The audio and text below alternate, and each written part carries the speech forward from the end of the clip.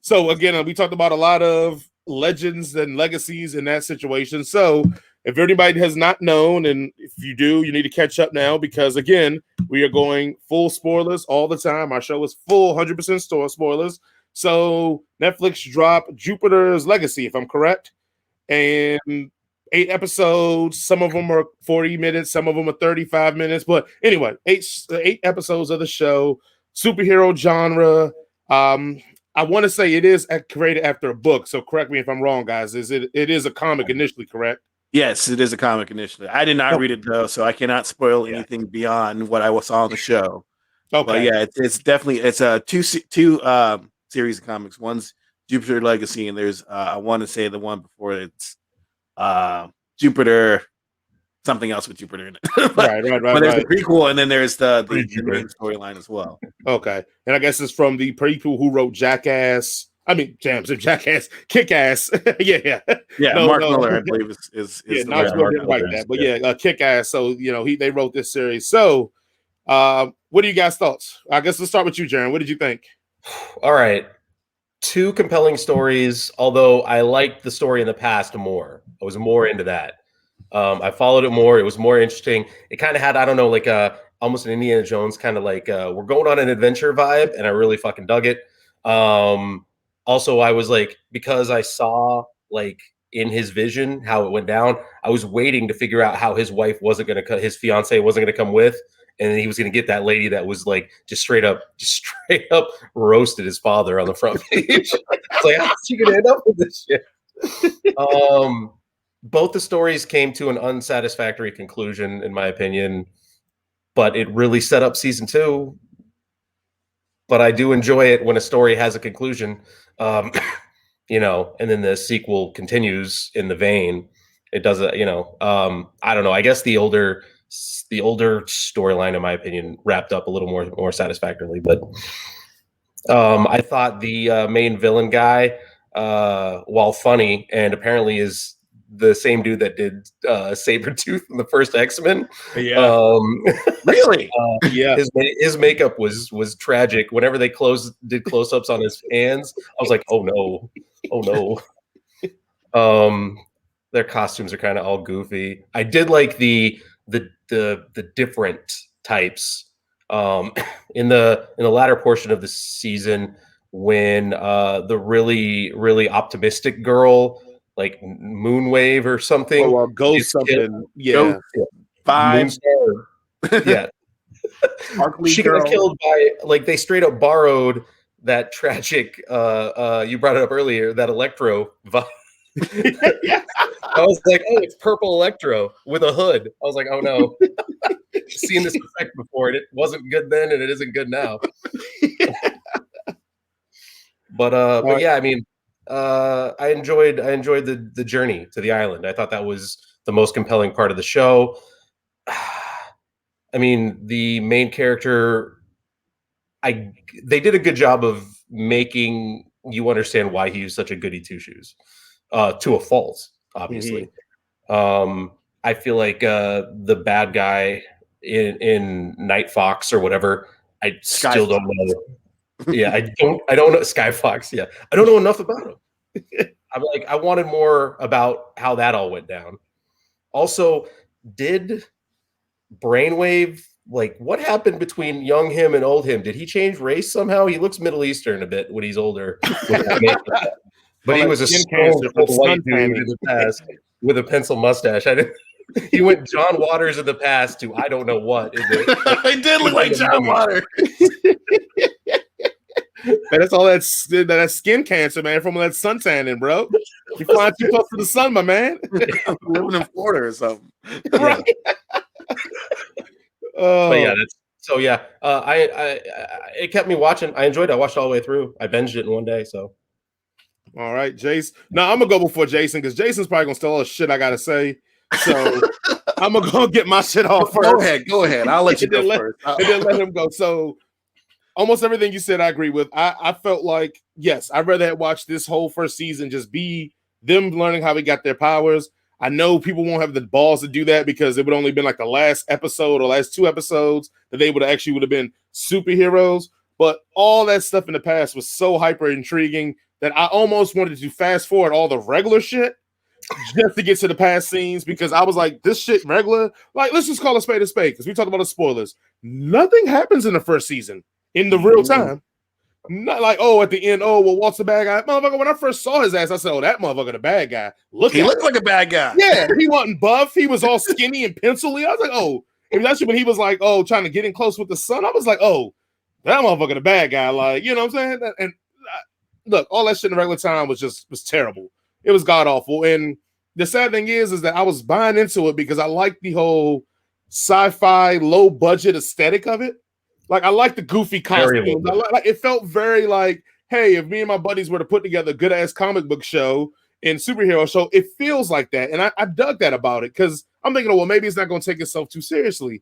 And it did a dark and gritty kind of thing. But I like sometimes it did flip it on its head. So it's like, in the middle of a sex scene, you know what? I got to go stop a meteor. That shocked me. I'm like, that's a good flip, because I'm like, we're going to get the sex scene to show that he actually has a heart and really loves his wife. And it's still like, no, they narrow home that Utopian is Utopian. He's no longer Shell. Like, that's been gone. He is. You got the vibe. You got the vibe that's happened before.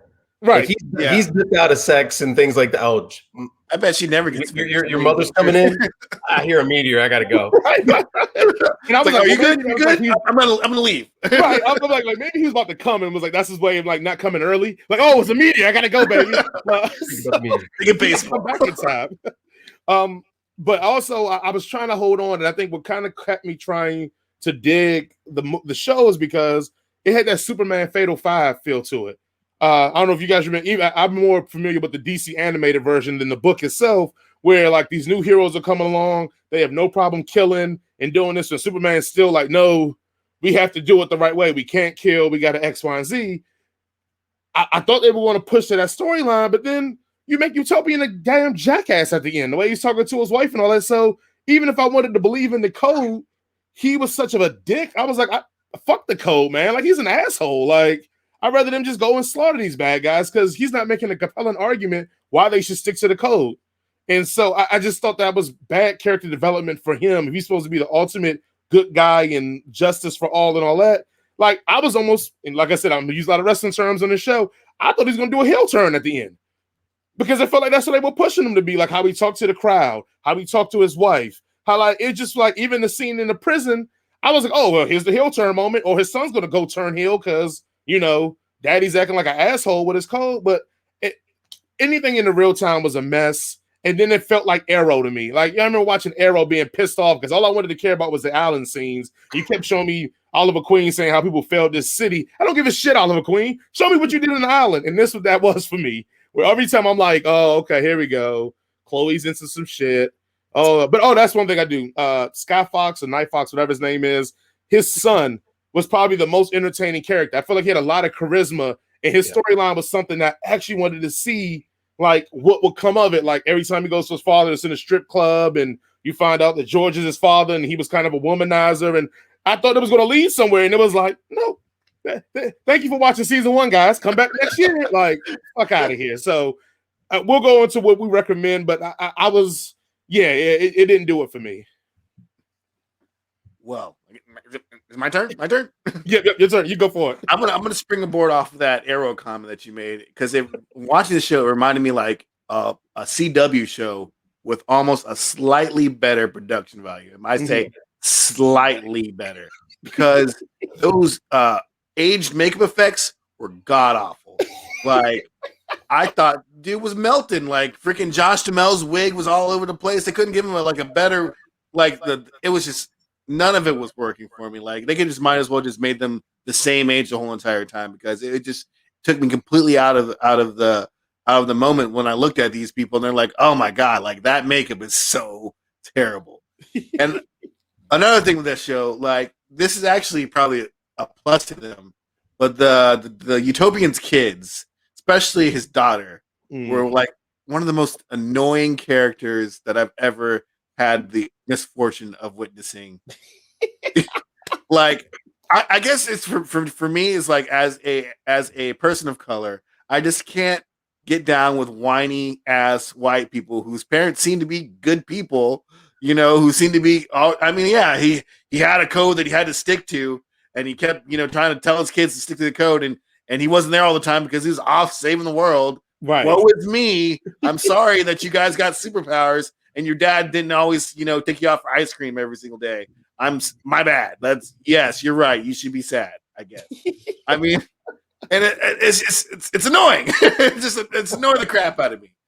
So like those are my two biggest gripes. I did watch the whole thing. It was compelling enough for me to sit there and watch the whole entire season in a day. I watched it. I binged it in the day. But yeah, the island stuff was way better. It was way better. And actually, the end of it, when they actually get their powers, that little scene where they walk into the space portal room. I actually thought that was done pretty one cool. Of the moons of Jupiter. Yeah, it was Jupiter. Yeah, it's one of Jupiter's moons. Yeah, you can see Jupiter in the background. Yeah, I thought that was pretty cool to see. But then they come back in fully dressed in costumes. Like, if this is an alien power giving you this sort of thing, like their first thing is like, oh, we got to brand this, put you guys in some costumes. We got Lycra already read up. We got everything for you already set up. So you just put this on, fly back your ship. It's going to be cool. And that didn't make any sense to me. You didn't know that the Power Rangers got their powers the same way. Yeah. They morph and they get their suits on. So is the suits then everybody else gets suits. So right, you should, right? But so did they take him back to the island, get more suits for the other superheroes? And also, it seemed to me there's a lot more superheroes or people with superpowers than there should be. People could have made with their bodies. Yeah, did the people on the boats get it too? Because when that wave came out of the island, it hit them in the face. And you saw like the outlines of alien. I mean, I knew that the captain was supposed to be there. He was the captain's a part of my dreams or whatever. So I guess somehow they unleashed superpowers in the public world because it seems for like 6 people to get superpowers and then have kids. That should be if they have 6 kids each. I mean, that's you can do the math. 36 kids, I guess, or 36 people with superpowers. But it seems like it's a lot more than that. It seems like almost everybody has superpowers, and it's not even like a big deal. Like, oh, you got superpowers, I guess. Want to join the union? Oh no, you're not good enough yet. You know what I took it as? I took it as the Terrigen Mist, like in Marvel, where only some people like mutate from it and others. That's the best explanation I can come up with, guys. Yeah, I need somebody to just say that out loud for me. Oh yeah, other people got superpowers too. That's cool. And one line. I'll be okay, explain it. Like it's judged all of humanity as ready. Yeah, because those 5 were able to get through. Not just those 5. Yeah, that was my issue with it too, right there. We just hit it on the head. When I was like, hold on. They had to do all this worthy tests, and I guess they even mentioned it. They were like, "Oh, some people are jealous of how the others got it and didn't have to struggle as hard to get it." But it's like, what? Is this a privilege thing again? But you're like, "Oh, I had to work so hard, and you whippersnappers just what? No, I had to go crazy and get a vote."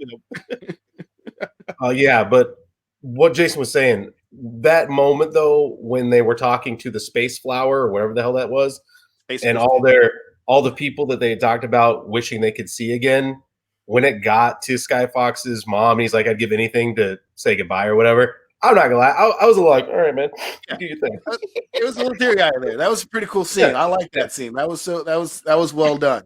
Yeah. And it was very it was a good for me a good capstone to that whole beginning story arc, because I thought that was cool, because we started off with death and people losing their loved ones. We started off with Sheldon's dad, and what's the other brother's name? I'm gonna say Warren. I don't know. Yeah, Walt or Will, one of them. I think it's Walt. Waller. Their dad committing suicide, and then Sheldon being haunted by his dad, and it was all just a test. And you got to see his dad again and actually like praising him for getting that far, and then everybody else got to see it. But it was also with that though, that was kind of like not really set up very well, because it didn't really.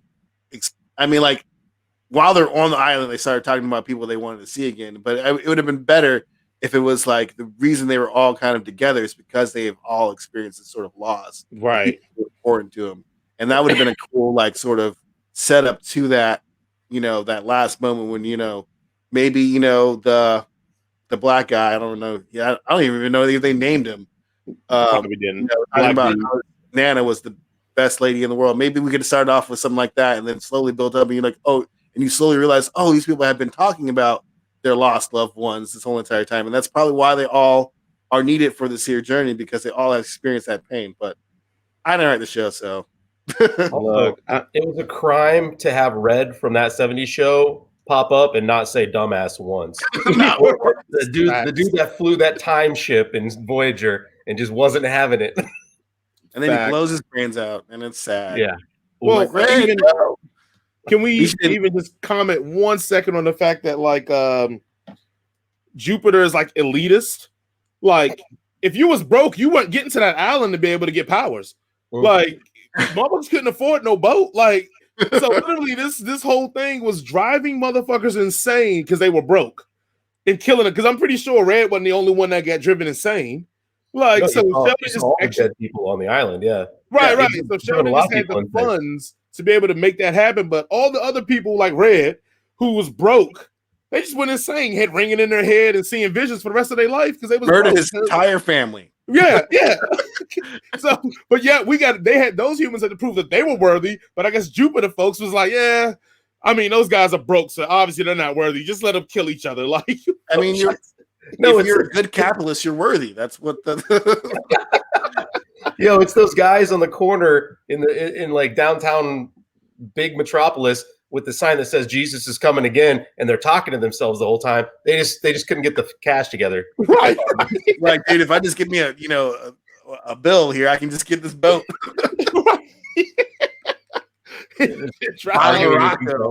Oh man. So I guess we go to the final.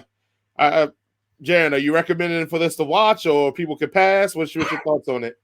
If you like superhero stuff, this is a fresh take on it. I think I enjoyed it. It was different enough from everything else that I've seen that I was captivated. I watched it all the way through. Most of my issues with it were kind of nitpicky and after the fact. While I was watching it, it was a great ride. So yeah, I recommend it. Duke of Nerds, Jason, what are your thoughts? Recommend it, not? I enjoyed my time in Jupiter's Legacy. I think people would probably have fun watching it. It's kind of like a mess show. For me, I like when I'm watching it, I'm thinking to myself, like, this is at the point where we are getting peak superhero saturation. Mm-hmm. Like zombies beforehand, and like, young dystopian fiction before that. Like, we are at the point where we are getting like, it's starting to get crowded in this field. And this is a show that probably did not need to be made, but I'm glad it was. It's still entertaining and still fun, but we're getting to the point where they're running out of room, I think. I feel you on that one. I am not going to recommend it, but it's with a asterisk on it. Like, wait till season 2 comes out and then binge 1, then 2, because I feel like 1 is useless without knowing what's happening next. And let's say this show fucks around and gets canceled, then it'd be even. We wasted almost 8 hours of our lives for nothing because nothing got wrapped up, nothing even happened. Like, I want to reiterate, season 1, literally nothing happened. They were better off just doing an origin story and then ending it there, and then doing nothing happened in the regular storyline that we give a shit about. So for me, I am not recommending it, but I will say if season 2 doesn't get approved and they make it, when season 2 comes out, go ahead and binge season 1 at that point, because this may be to connect and give more answers, because this just wasn't it for me. But like